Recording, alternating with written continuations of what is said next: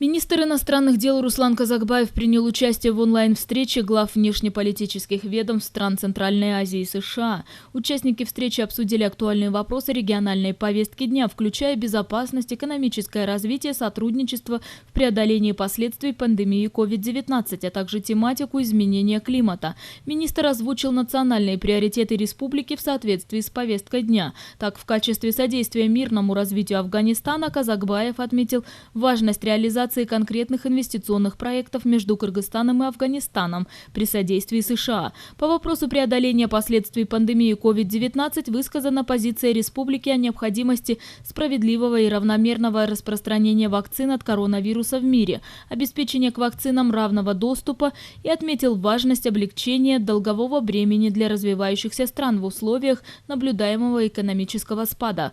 Подходящим механизмом для этой цели мог бы выступить обмен долга на проекты в сфере экологии и изменения климата. В целом, в вопросах изменения климата в позитивном ключе отмечено принятая единогласно 16 апреля этого года Генеральной Ассамблеей ООН резолюция под названием «Природа не знает границ», инициированная Кыргызской Республикой. Участники встречи согласились с необходимостью совместного преодоления актуальных региональных проблем, что нашло отражение в итоговом заявлении, принятом по итогам встречи.